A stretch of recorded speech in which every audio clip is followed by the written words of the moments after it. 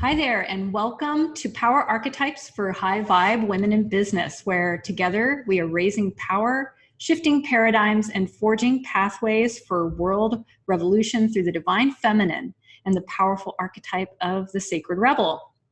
During this week together, we're interviewing several high vibe female entrepreneurs and creators who are modeling powerful archetypes, claiming their own unique pathways to success, and modeling the leading edge as soulful feminine leaders, paving the way for others to thrive and live fully expressed.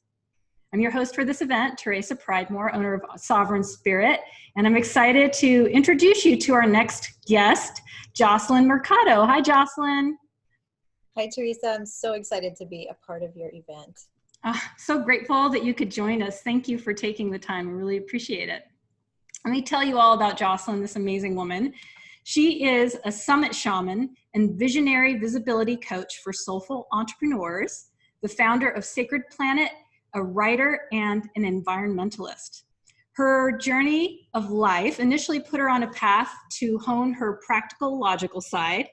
And she started out by earning her MBA and then enjoyed a successful 15-year corporate finance career working for companies like Cadbury and Mercedes-Benz.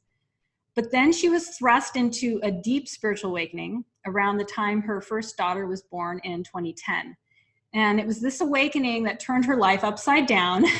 And from that, she emerged with a powerful understanding of how to use her intuition and healing abilities, the aspects of herself that she never had had access to before. So she dove deeply into earth-based and shamanic practices and studied alongside elders and wisdom keepers. At the same time, she became immersed in studying the powerful world of online entrepreneurship and began creating online events designed to change people's lives, like this one. And now she works with visionaries, revolutionaries, and change makers all around the world, guiding them to break free from everything that's held them back in the past so they can joyfully offer their highest contribution to our collective future and welcome in the abundance they need to live their fullest life. And I'm excited about the topic that we are going to be talking about today, which is moving beyond fear, the secret to fulfilling our soul's mission. And I'm really excited to dive into this with you, Jocelyn. And, the first thing I'm going to ask is, how does fear come up for us as entrepreneurs specifically? Yeah, well, thank you, Teresa, for that beautiful introduction. And I just want to say I'm so excited about the topic of your event, the Sacred Rebel. It's just so beautiful and important for us to look at and explore. So thank you for creating. Thank you. It's so joyful to have you a part of this. I'm going to just say outright, you're the reason I'm doing this event. So I want to just give you my gratitude and appreciation for that and for helping me move through any fears that I might have had, for stepping up in such a big way to do an event like this. So I want to honor you for that too. So amazing. Yeah, so amazing what you're creating here. I appreciate it. Yeah. So, in a thing like this, certainly, this is a part of my entrepreneurship and my spiritual work in the world. And I won't lie, fear has come up on in this process for me. And it's interesting how even in an experience like this, it just mirrors back all these kind of common points that we hit as entrepreneurs too, right? It's not, this is just one microcosm of an experience of working through fear and needing to be present with that. So what are the ways that it shows up in business? Yeah, definitely. Well, one thing that is so important to just note and acknowledge from the very beginning here is that as entrepreneurs, we are on a personal journey, usually very much a spiritual journey, at the same time as we're on this entrepreneurial journey. They're one and the same. They cannot be separated, right? And as our business grows and evolves, we are personally, spiritually growing and evolving along with it. And so there is going to be fear at certain critical points during that evolution. That's just part of it, because we are up leveling, we are transforming ourselves and transforming the way that we're showing up in the world. So fear is naturally going to come up. And I think as entrepreneurs, we only are going to go into being an entrepreneur if we're pretty courageous to begin with, right? And so I think we get very good at moving through fear. but we want to really look at it and be very conscious about it and recognize when the fear is coming up. And I'll give some examples of like specific times in the journey that's likely to happen, and how can we move through it in a highly conscious way, in a high vibrational way, because that's going to allow us to, you know, move past the dark night of the soul much more quickly, and move up to the next level where we want to be. So one big place that fear comes up, of course, is around visibility. And so when we're getting started and we're just beginning to step out with our gifts and our talents and our message, you know, becoming visible in a whole new way, becoming visible not only to the public, but also to our family and friends, right? About whatever it might be, our healing abilities or our unique message, our perspective and viewpoint, that it takes a lot of courage to become visible in a whole new way. And then as we move through that entrepreneurial journey, we're going to step up to new levels of visibility. So then we're going to be, you know, maybe creating a global event like this one. And it's a whole new level. So there's a lot of fear that can come up around that. And then another place where I see entrepreneurs getting stuck and struggling because of fear is at a point where we can become afraid that our success will hurt other people, right? So if our spouse or our partner, our beloved is, you know, in some way might either be threatened by us becoming more successful, or we don't want to overshadow another person in our, you know, our close relationship or in our family, there can be a lot of fear around that, because it, you know, where we have really deep fears is where they're connected to survival level instincts. And so we know as human beings, we're social creatures. We want to be a part of the community. We want to keep our relationship intact. And so that is a survival level of fear for sure, to think about, you know, what if I hurt this person? What if it affects my relationship with them in a negative way? So this is another important place to be really aware. Like, if you're getting stuck and you're not sure why, really dive into like what kind of fears, even survival level fears, are coming up for me right now, and that might be holding me in this place where I know I'm capable of so much more. Yeah. And then a third way that I'll share is around really moving into our healing abilities. And so, you know, whether this is on the level of Reiki healing, or if we are able to do shamanic types of healing, do shamanic journeying to help other people. If we are, you know, working with the earth, if we are doing, you know, a different witchy types of healing, right? There's so many types of healing, and we may feel like this is not accepted in the mainstream society. So we may kind of push that down, like our true natural abilities that we're really meant to bring forth and help to heal people and help to heal the world. And we may instead go into coaching, right? Or we may go into something that is not as true to like the fullness of what we're meant to bring. And there's nothing wrong with coaching. Right. You know, and I'm doing coaching and I love coaching, but if there is a deeper healing ability that you have, that you know, like that's where you're really supposed to be, we can get stuck in fear around becoming visible in that. And that can also, you know, hold us back from reaching that level of as a healer that we know we're meant to. And in blending healing and coaching in some way too, you know, finding like your unique blending of things as well, like giving yourself permission to strike out and create your own pathway is, you know, there's a lot of fear that can come up around that. One thing that came to mind too, when you were talking, is you're saying fear of hurting others with becoming visible for what we're doing, or doing a new kind of work, or shifting in who we feel we're meant to be next or called to be next. Do you feel that you notice that soulful entrepreneurs tend to also be afraid of how afraid of how their work will impact others, and if it will hurt others in what they're claiming too? Like, if I shine if I stand out too much for this, I'm taking up too much space, or I might misrepresent this, or I might step on some toes. Like, I would love if you wouldn't mind speaking to that a little bit too. Yeah, definitely. Well, I think there's a core cultural construct that we pick up at a very early age around being too much, you know, especially as women, right? We are often told, don't be too loud, you know, don't be too crazy, don't be too whatever, all of these things.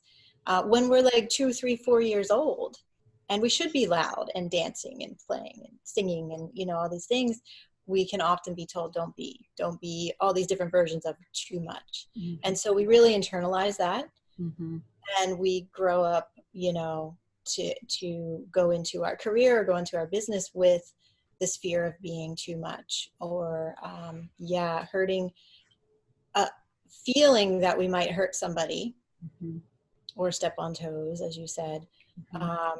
by being too much of ourselves, right? Of who we really are, by fully expressing.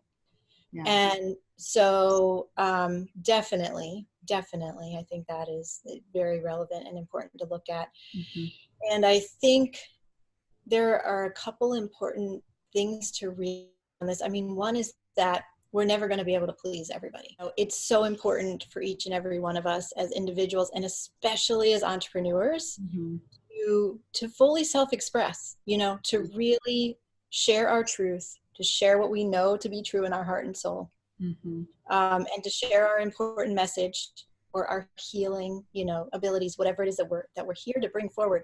Mm-hmm. And when we do that, the vast majority of the people who are going to be drawn to us and who are going to be interacting with us are going to be members of our tribe, Right. you know, are going to be those that we're meant to connect with and will resonate with our vision, you know. And so we can't worry about, we really need to let go of the fear Mm-hmm. around some people disagreeing, or we could step on their toes, or we could hurt them in some way. Mm-hmm. Yeah. You know? Yeah, that's so perfect. You know, so you talked about like survival instinct being part of where the fear comes from. Is that like primarily where our fears come from, is from the survival instinct? Is it more than that? Yeah, quite a bit. It definitely is. So, you know, I see a couple really key places where the fears come from. One is from our early childhood experiences Mm-hmm. in this lifetime, right?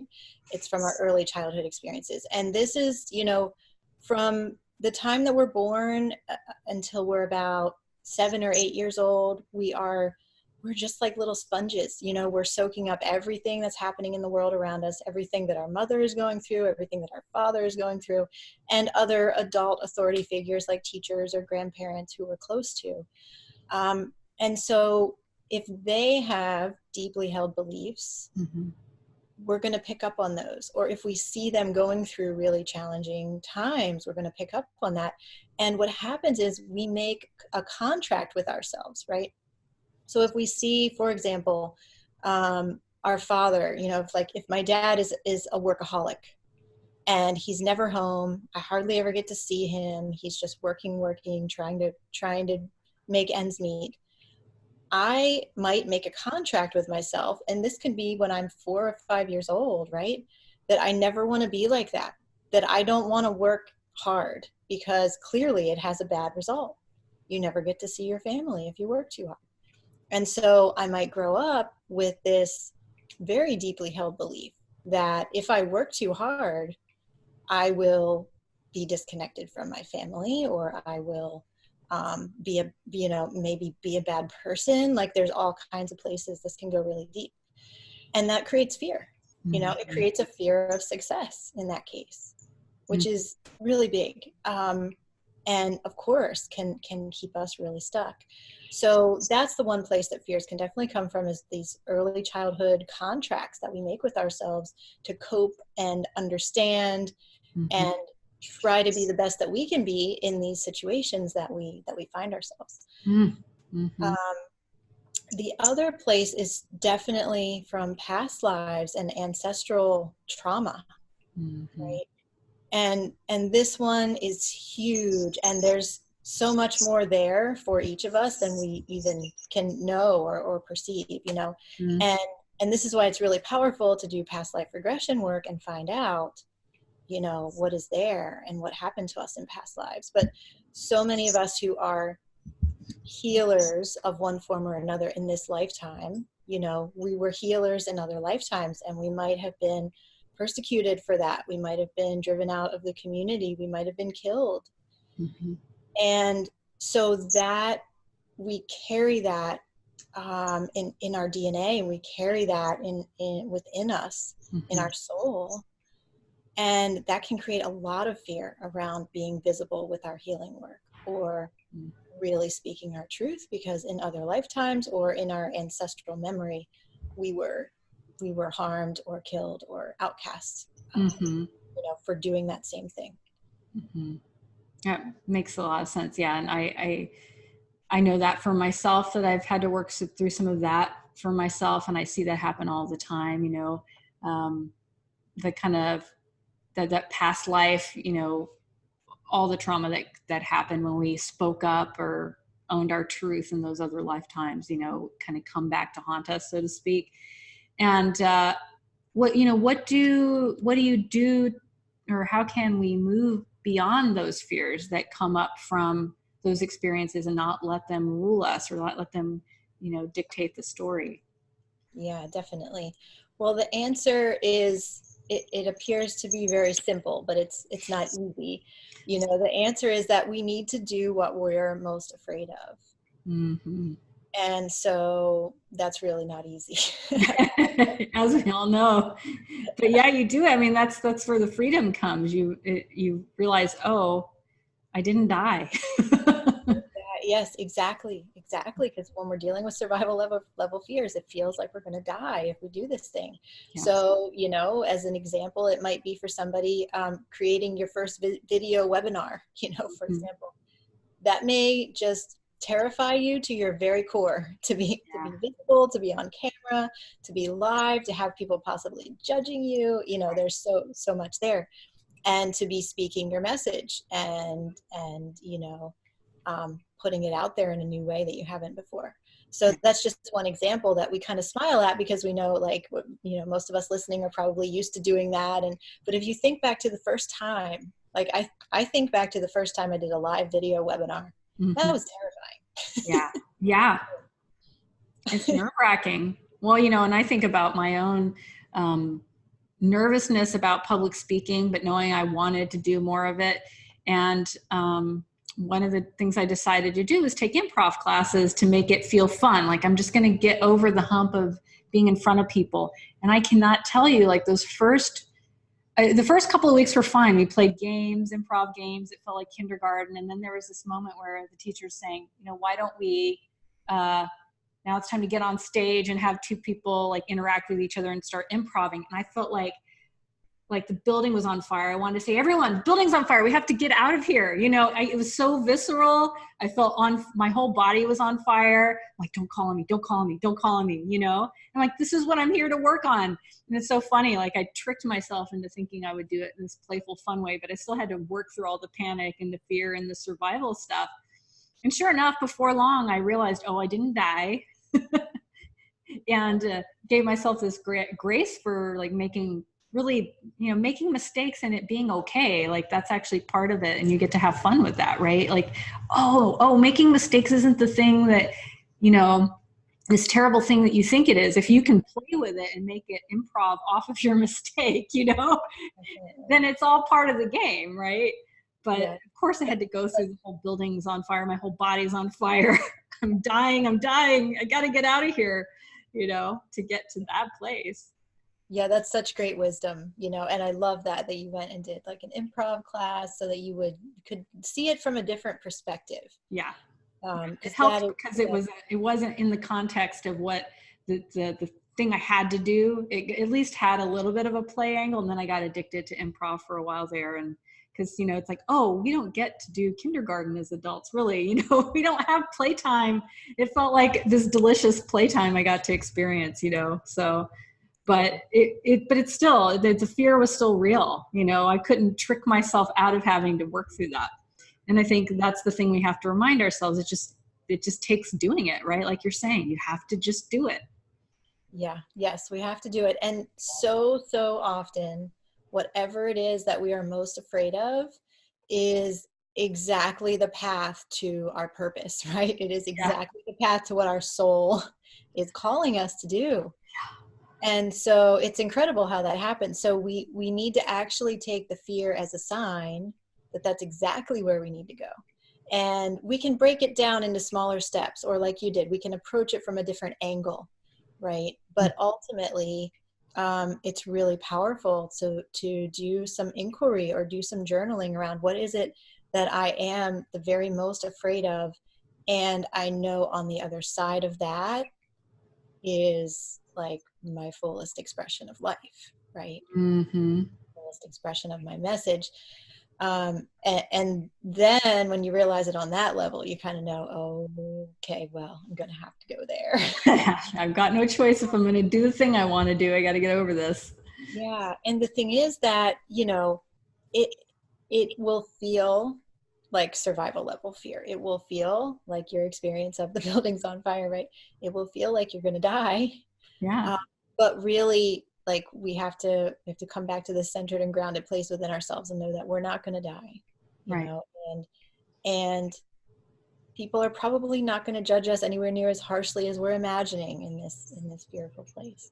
Right. And all the terrible things. And if we make a mistake, it's okay. Like you said, we make a mistake, it's okay. And once we take that step outside of the comfort zone Mm-hmm. and into, you know, this whole new space, and we actually, you know, we do what we're afraid of, we have a whole new experience of life. And, you know, we didn't die, we survived. And it's kind of awesome over here. Yeah. And from that place, I mean, first of all, you'll be really proud of yourself and very empowered that like, okay, I finally did this thing, you know. But from that place, it's like we go from this level up to this whole new level of what we know we're capable of.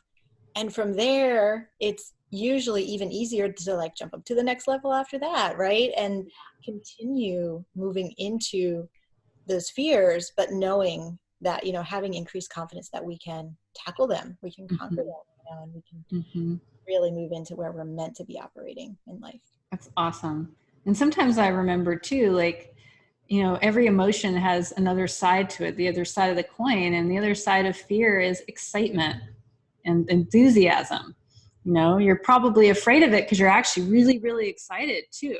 Yeah. You know, so it's like, if it'll probably both terrorize you or terrify you and make you want to puke your guts out, as I'll say sometimes. I'm like, does it make you want to puke? Okay, you should go do it. Probably also really excited. You probably have some butterflies, you know. It's really funny. That's kind of my barometer. Does it make me want to puke? Okay, I have to go do it. Really, you know, very elegant way to think about it, but it's kind of basically what it boils down to, you know, for me especially. You know, so how have you, it's like you have so much wisdom about this. It's clearly something that you've transmuted for yourself. How have you moved past fear in your own life? Yeah, definitely. There are a couple really big, you know, leaping off points that I've experienced from going through the fear. And the first one was when I started Sacred Planet. Mm-hmm. And so I was in this space at the time where I was in the process of realizing that my marriage was not working. We needed to separate. And I was launching this business. I had 2 very small children. They were 1 and 4. My kids were 1 and 4. And as soon as I started my business, things took off very quickly. It was very divinely guided, right? And so things took off very, very quickly. And I realized I needed to quit my job as well.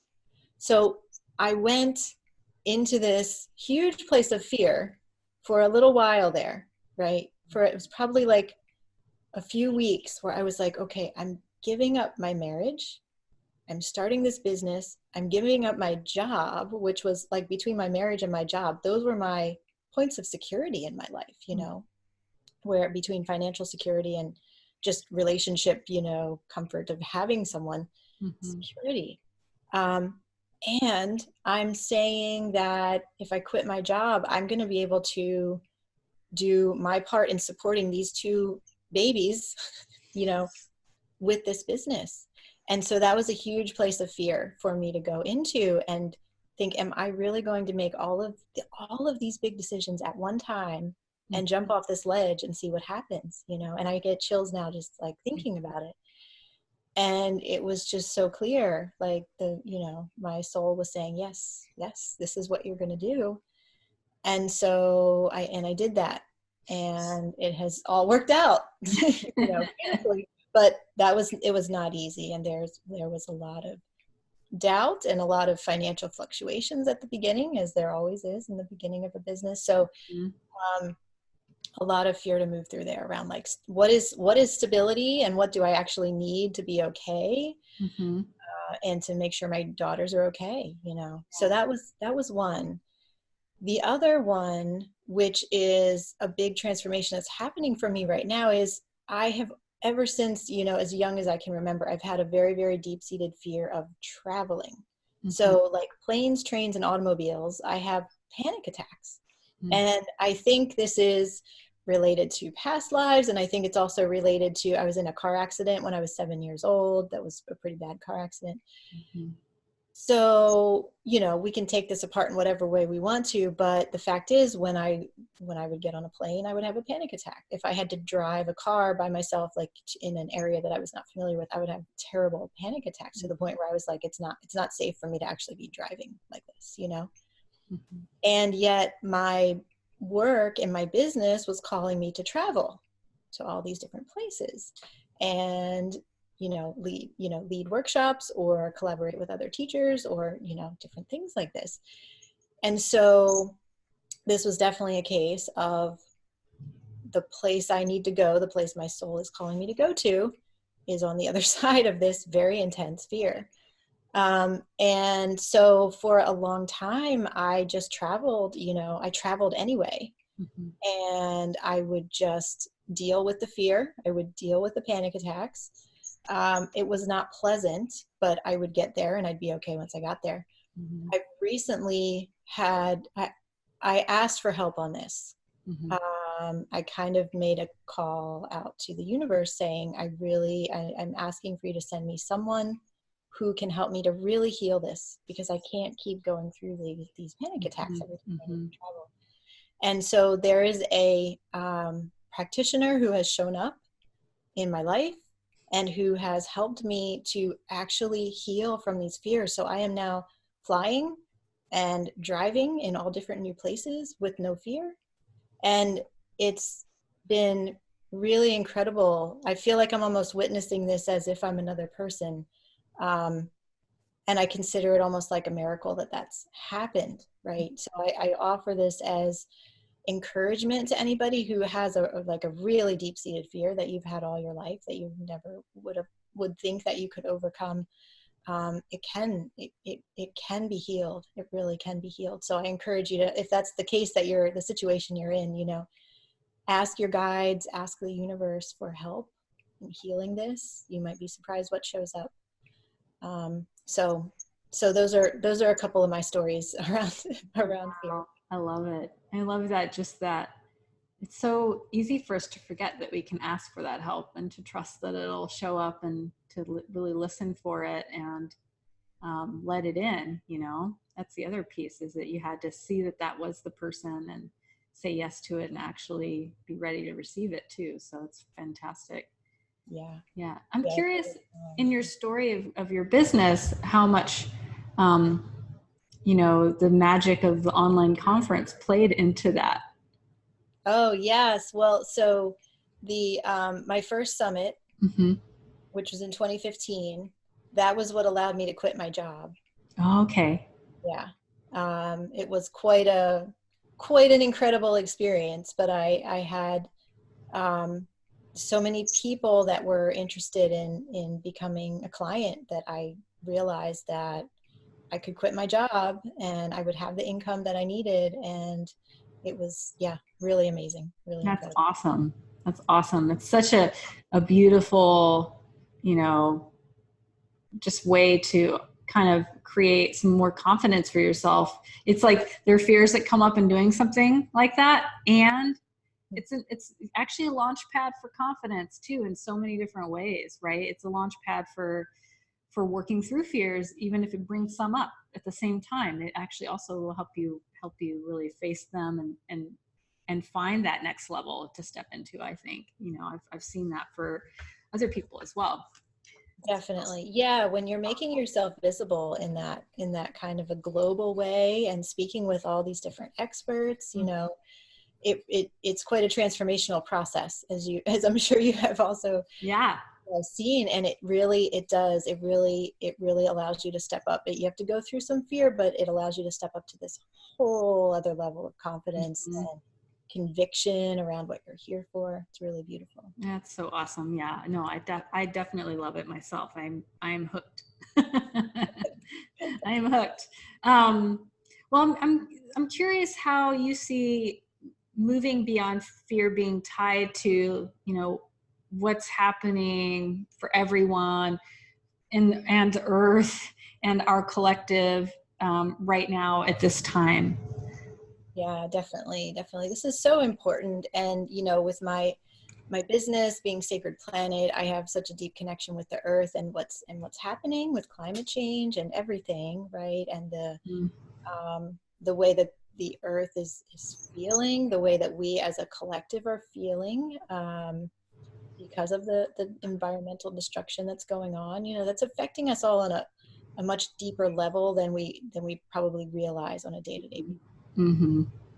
And so it brings up a lot of fear, and that is a extremely survival level fear, and so as we're going through our lives, and especially as we consider our children and our grandchildren, and our nieces and nephews and future generations, there's a lot of fear that we can feel. And so one thing that I think is so important to realize is that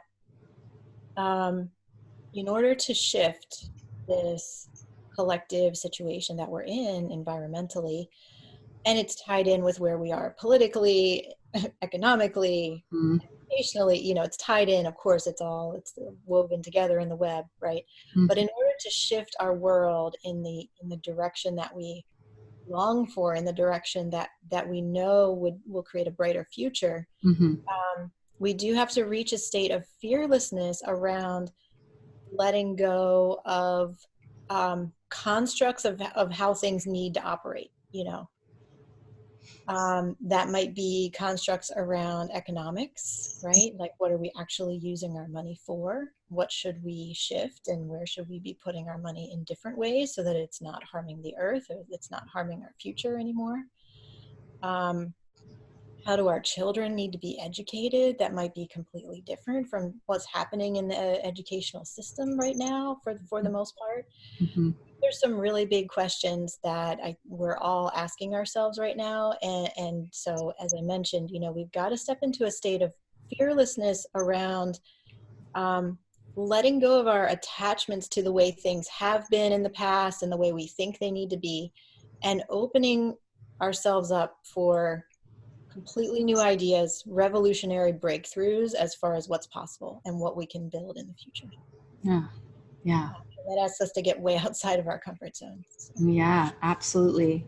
And, I especially for soulful leaders and healers and, coaches, business owners, people who really care about the earth and get that rise of panic and fear and frustration, upset about things that are happening in the world. What would you say to them about like staying the course? Because I feel like sometimes that panic calls up this urge to say, well, I should be doing something more important than what I'm doing. You know what I mean? That sense of like, I should stop all of this and do something really important. I feel like that's a thing that comes up. What would you say about that? Yeah, well, so I feel very strongly that every single one of us who's alive right now is here on the earth for a reason. We were sent here at this very catalyzing time to make a difference. And that is going to be each in our own unique way. Mm-hmm. So this is about really listening to our intuition, because we each have a different role to play. And so you might be feeling guilty for not being on the front lines picketing and, like protesting and rallying. But if that's not what you're called to do, then you got to let go of that and let the people who are doing that take care of that piece. What is it that your soul is calling you to do?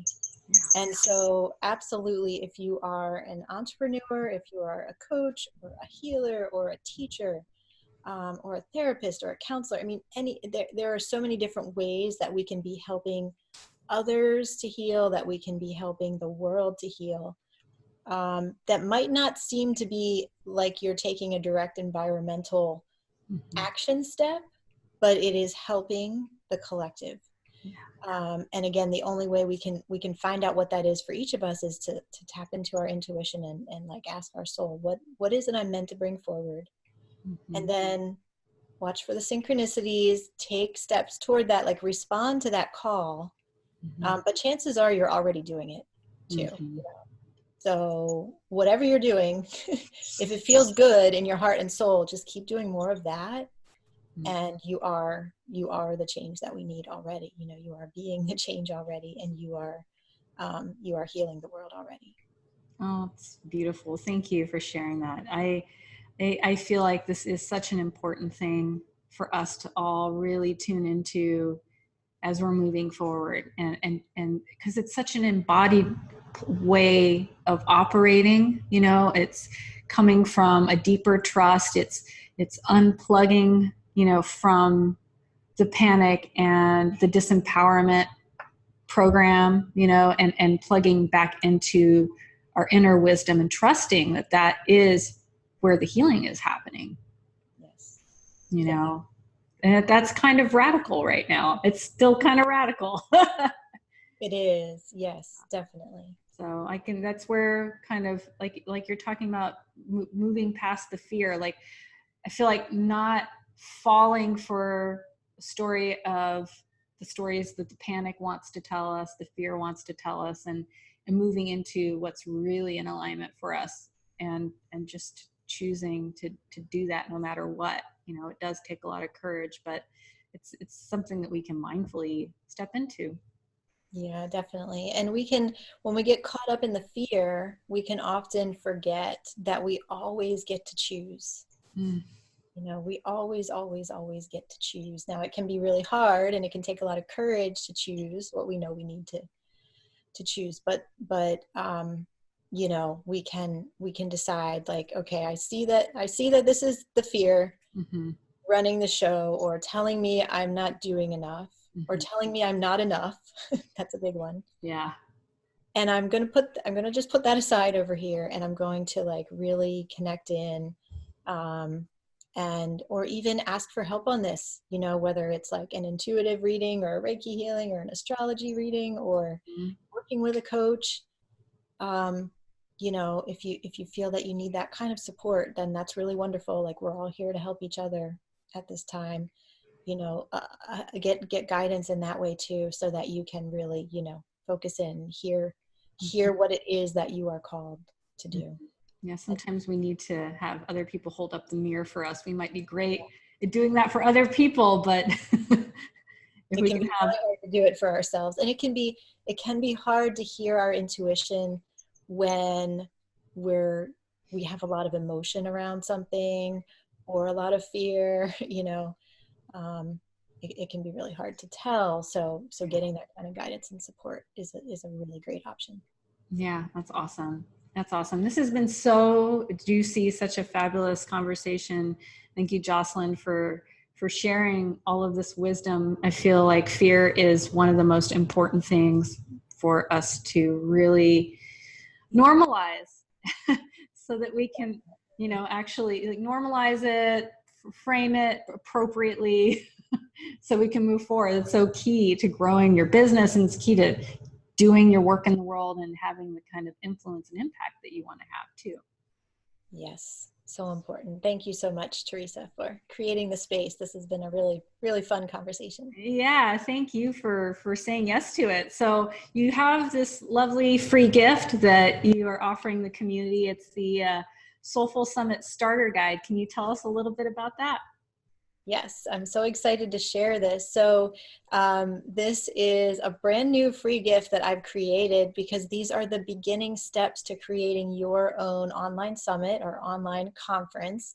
And as we talked about during the interview, creating an event like this that's going to have a global reach, that's going to impact so many people in a positive way, just like this one that Teresa is creating in a beautiful way right here. It's a powerful tool for moving through fear and growing your confidence and really taking your business to the next level, or launching a business if you haven't started a business yet. And so in this guide, it's going to be a video and a worksheet for you to work through, and you're going to get the chance to vision for your summit topic and decide what your summit topic might be that is deeply aligned with your soul and your mission, and also to start choosing your first 10 speakers. So it's very exciting, it's very action oriented, and it's going to get you started on that path to creating your own event. Oh, that's awesome. Thank you for sharing that. That's so great. Just, it is amazing how visioning into who you would want to invite in that co-creative space with you is so, just that alone is really powerful process. So, and I'm sure you're going to have so much juicy goodness to offer people. I have to say, working with you has been transformational for me. So I'm going to heartily encourage everyone to click the link below this video and download that right away, get started, because this is such, it's just, it doesn't matter what you're doing for your business right now, you know, getting clear on how an online conference or summit might serve you and serve the people that you want to work with and build community, like that is complementary to anything you might be building right now in your business. It's so, so valuable. And in so many ways, not just on the physical, concrete, 3D plane, but on the spiritual plane too. That's what I feel like I can speak to is just this beautiful opportunity to create your own grid and frequency and ripple effect of consciousness, you know, and to be able to lead that is just such a powerful and juicy experience, aside from all the other ways that it can support you practically. Yeah, thank you so much, Teresa, for your kind words. And yes, my pleasure. And I couldn't pick a more wonderful, perfect guide than Jocelyn. So I hope you'll download her video and take advantage of this lovely free gift that she's offering. You will really, really be glad that you did. So thank you, Jocelyn. Yeah, thank you so much. This has been so wonderful talking with you today. Yeah, you as well. We appreciate you joining us for this conversation and kicking us off in such a great way. And I want to thank everyone out there for joining us today and tuning in for this awesome conversation. We would love to hear what's, you know, bubbling up for you now that you've heard this. I have on Facebook, we have this Facebook group called Soul Leaders and Visible Visionaries.